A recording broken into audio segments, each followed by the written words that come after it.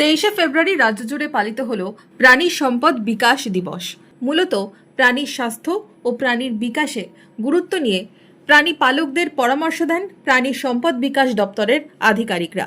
এদিন মুর্শিদাবাদের বিভিন্ন ব্লকের পাশাপাশি মুর্শিদাবাদ জিয়াগঞ্জ ব্লকেও প্রাণী সম্পদ বিকাশ দপ্তরের পক্ষ থেকে দিনটি পালন করা হয়। এদিন প্রসাদপুর গ্রাম পঞ্চায়েতের পিলখানা এলাকায় পশুপালকদের সচেতন করা হয়। আজ 23শে ফেব্রুয়ারি 2026 মুর্শিদাবাদ জিয়াগঞ্জ ব্লকে তথা রাজ্যের প্রতিটি ব্লকে সাড়ম্বরের সাথে পালন করা হলো প্রাণী সম্পদ বিকাশ দিবস।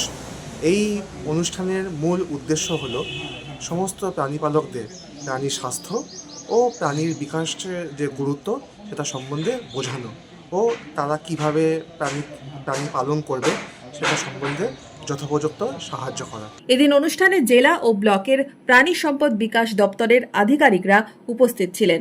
মনমোহিনী হেলথ কেয়ার, স্বাস্থ্য সেবায় অটুট শ্রেষ্ঠত্বের শিরোপা, জেলায় প্রথম robotic knee replacement, cardiology with cath lab, neurosurgery, specialized trauma unit থেকে স্মাইল ট্রেন, একগুচ্ছ পরিষেবায় নিয়োজিত। Manmohini health care, quality care with personal touch, Baharampur শিল্প তালুক।